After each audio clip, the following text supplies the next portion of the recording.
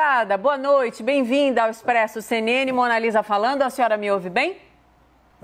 Ouço, Mona Lisa. Boa noite a todo o Expresso CNN.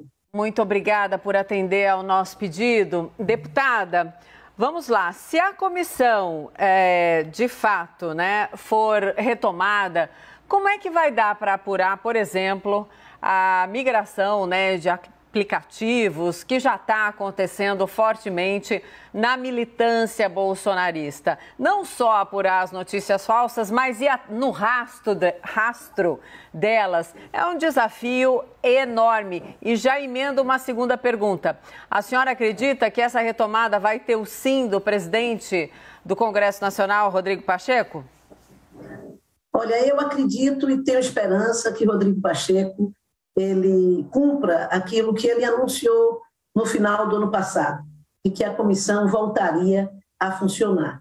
Nós temos, a partir da instalação, cerca de 180 dias para realizar as investigações. Investigações que foram paralisadas, mas não deixaram de acontecer. Por que não deixaram de acontecer?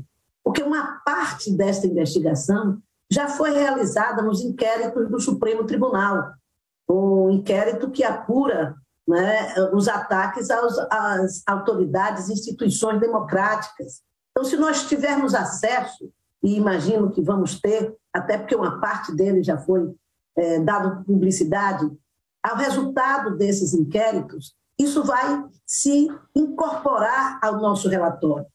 E nós vamos poder avançar no nível de investigação. Sim, lembrando que o presidente Rodrigo Pacheco não era a favor da CPI da pandemia, mas aí teve ali a manifestação do Supremo. Depois, sim, ele deu todo o suporte, mas a acompanhar o que vem por aí, Bom, eu vou colocar, relatora, os nossos analistas aqui no papo. Vamos conversar com todo mundo, então. Thais Arbex, chega também na conversa, por favor, minha querida. Obrigada, Mona Lisa. Boa noite, senadora. É uma questão. A gente sabe que a CPI, a CPMI, nasceu muito por conta das eleições de 2018. A primeira pergunta, vocês pretendem atuar de que forma para que a CPI consiga produzir um resultado para evitar uma nova onda de desinformação nessas eleições deste ano? E se, de alguma maneira, a CPMI pretende entrar também nas notícias falsas relativas à Covid-19? Olha, Thaís, uma coisa leva a outra. Se nós formos investigar profundamente, é isso que nós queremos, o modus operandi da fake news no Brasil, nós vamos ter que chegar um pouco no processo da pandemia, não é? Mas ficando no aspecto de investigar aqueles que promovem e que promoveram as fake news, nós vamos encontrar coincidências. Aqueles que foram, coincidências entre aspas, aqueles que foram acusados durante a nossa CPMI, eles voltam a este roteiro nas investigações feitas pelo Supremo Tribunal, que coincide com as mesmas personalidades, voltam a aparecer, inclusive na CPI da pandemia. O chamado gabinete do ódio, ele perpassa tudo isto, Ele vai de investigação em investigação, coincidindo, entre aspas, com os mesmos atores. Portanto, eu acho que há um progresso nas investigações que nós já vamos encontrar mais ou menos resolvidas ou pronta, e partimos daí. E a partir desse momento também muita coisa evoluiu. O TSE, nós trocamos ideias com o TSE na eleição de 2020. O TSE passou a compreender de forma mais profunda e técnica como se dá este episódio de fake news no Brasil, como é que ele ocorre, como é que ele funciona, A sociedade, o Supremo Tribunal também passou a dominar mais do assunto com os inquéritos, a sociedade se preparou mais. Portanto, acho que tanto o TSE quanto nós na Câmara podemos indicar caminhos para o combate à fake news na próxima eleição. O que não quer dizer que ela deixe de existir, mas sim que nós teremos mais conhecimento de como combatê-la, de como desconstruí-la do ponto de vista da revelação do crime. Tomara que sim, né? Esse é o nosso anseio, para que as nossas eleições sejam mais limpas, né? Mais justas, sem dúvida. Leandro Rezende, chega no papo também, querido. Obrigado, Mona Lisa. Deputada, obrigado por estar conversando com a gente. Vou voltar num tema que a Mona abriu a entrevista falando, né, sobre os aplicativos de mensagens e de redes sociais. Na primeira parte da CPMI, teve momentos, deputada, a senhora vai lembrar, que o Twitter e o Facebook chegaram a negar a passar informações para a CPMI. De lá para cá, a gente teve a chegada do Telegram, a gente tem o uso mais disseminado ainda do WhatsApp e várias outras plataformas, TikTok, enfim, como fazer para convencer essas empresas a passarem as informações que a CPMI julgar necessárias para fazer as investigações e diligências, deputada? Olha, eu acho que no debate recente na Câmara do PL 2630, que veio do Senado para a Câmara, ele fez com que nós avançássemos o debate com as plataformas e a disposição das plataformas de contribuir. E esse novo relatório do deputado Orlando, ele já busca estabelecer, por exemplo, que as plataformas elas tenham que ter no Brasil uma representação. Aquela que não tiver uma representação no Brasil vai ter que responder de forma diferente, né? Nós vamos ter que ver como atuar para impedir que elas possam ter uma atitude de disseminação de fake news. Então, a regulamentação agora, e o próprio TSE também tem avançado na busca de regulamentar.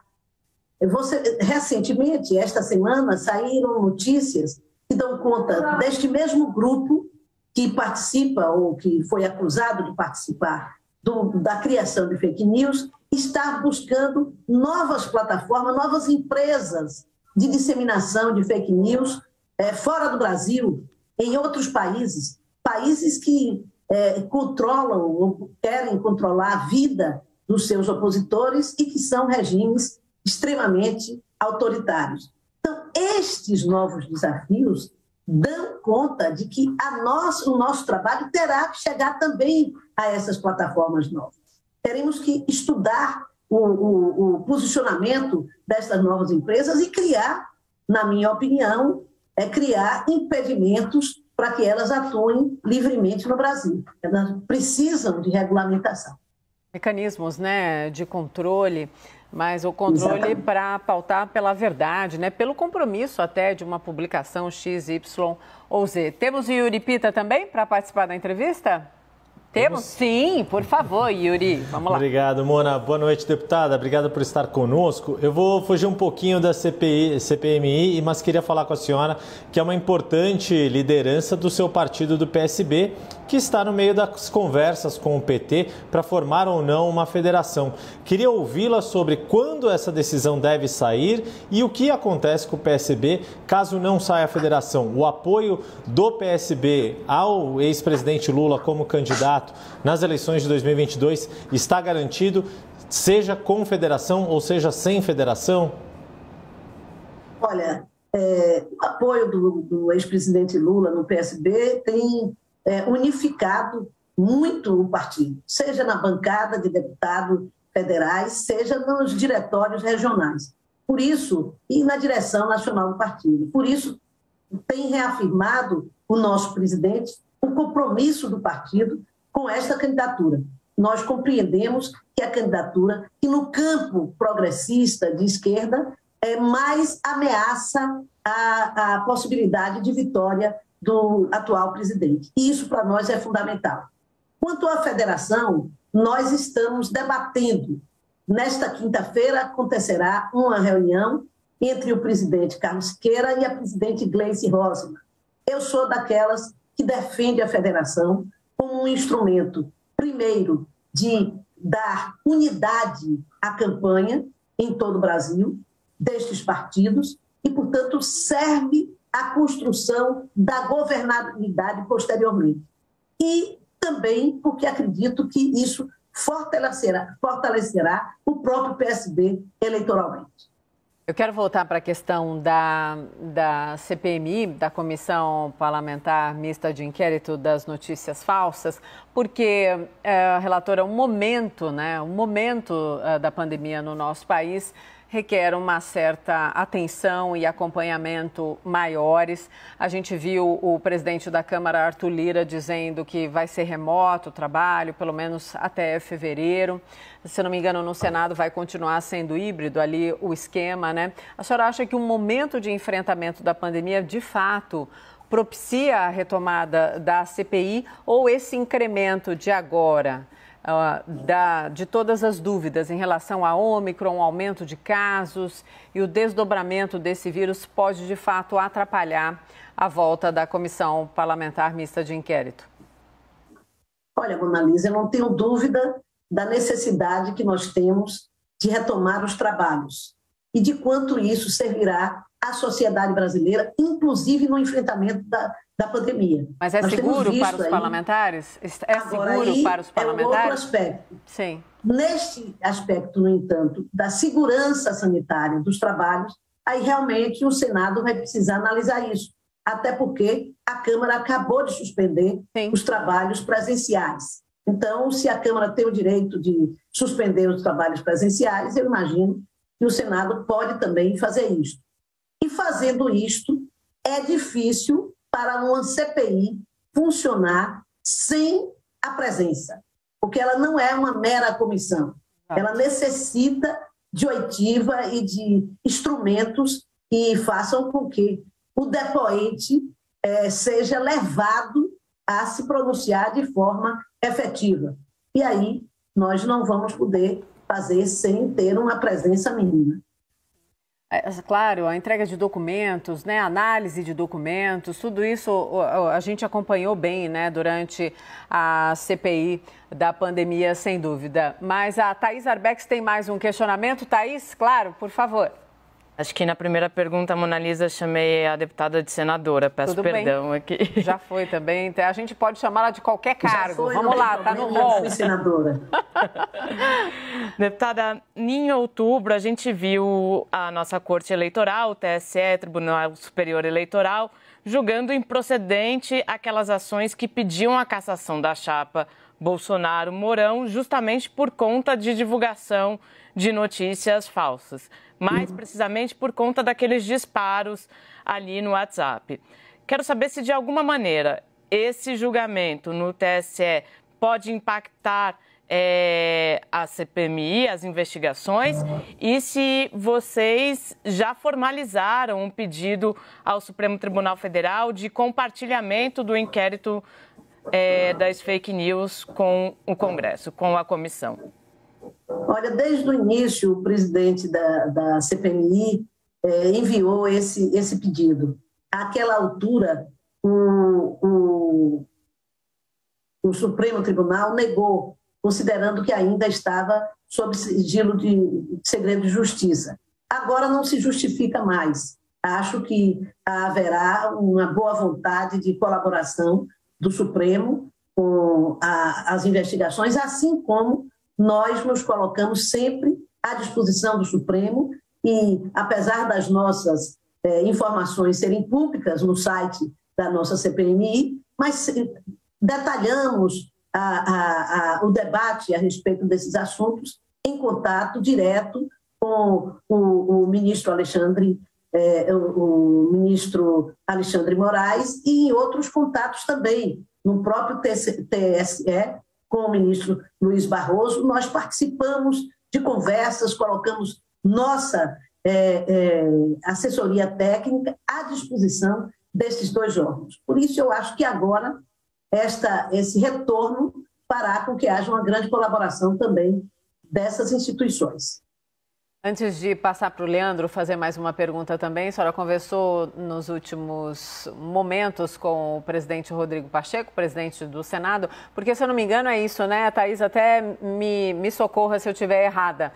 Por ser uma CPMI, há necessidade do respaldo do presidente do Senado para essa retomada, né, Thaís? É isso. Senão, não dá para retomar. A senhora conseguiu falar com ele? Teve alguma sinalização? Ou não, estamos em recesso, está todo mundo longe? Diga. Não, é mais do que isto. O presidente do Senado, toda a CPMI, ela ocorre no espaço do Senado, Sim. sob a administração do Senado. Então, nós dependemos da decisão do presidente do Senado para convocá-la, instalá-la e dar as condições de funcionamento. Isto, ao mesmo tempo, seria mais positivo, porque a Câmara é muito grande, o funcionamento, as comissões, tem pouca comissão para a gente poder ocupar, e como vocês viram, durante a CPI da pandemia, instalou-se no Senado condições já de funcionamento da comissão, com separações, com toda uma estrutura Sim. de apoio para o combate, né, à proximidade e, portanto, com mais segurança do que o funcionamento da Câmara dos Deputados. Mas a senhora não respondeu, mandou um zap para ele ou não? Não é que eu não respondi. Esse contato é feito pelo presidente. Sim, de repente CPMI uma ênfase. E o presidente do Senado. Eu só entro depois do acordo dos dois. Administrativamente, quem responde é o presidente da CPMI, o senador Ângelo Coronel, e o presidente do Senado, Rodrigo Pacheco. Brincando aqui para a gente relaxar um pouquinho, claro que um zap Sim. durante o recesso ajuda e ajuda muito, só para a gente sentir a temperatura. Sim, claro. Mas sem dúvida, eu vou colocar também, deputada, o Leandro mais uma vez, que tem mais um questionamento. Diga, Leandro. Deputada, eu estou aqui com a página da CPMI aberta, né? São 491 requerimentos que não foram apreciados. Queria perguntar para a senhora se a senhora já conversou com o presidente Ângelo Coronel sobre o que vai ser prioridade de depoimento agora nessa retomada. E estou vendo aqui que o filho do presidente Jair Bolsonaro tem 2 requerimentos convocando, querendo, né, que o Carlos Bolsonaro, vereador aqui do Rio, preste depoimento à CPMI. A senhora vê que é necessário ouvir o vereador aqui do Rio de Janeiro, deputada? Eu não tenho dúvida disso. Acho que seria muito importante, e não é à toa que há 2 requerimentos. Houve, na época, diversas acusações da sua participação, e essas acusações se consolidaram ao longo desses processos que eu me referi antes, né? do inquérito do Supremo Tribunal e do próprio combate à fake news durante a pandemia, onde também o Carlos Bolsonaro aparece como integrante do Comitê Paralelo de Análise de Ações de Compra de Vacina, etc., e também indicado como parte do Gabinete do Ódio. Deputada, muito obrigada. Diga, desculpa. Importante para ser votado. Obrigada, deputada. Perdão, eu interrompi no finalzinho, a senhora fez uma pausa, achei que tinha concluído. Muito obrigada por atender ao nosso convite, por vir aqui conversar conosco na CNN Brasil. Vamos acompanhar os desdobramentos e até uma próxima. Obrigada. Obrigada a vocês. Uma boa noite, estou à disposição. Boa noite para a senhora.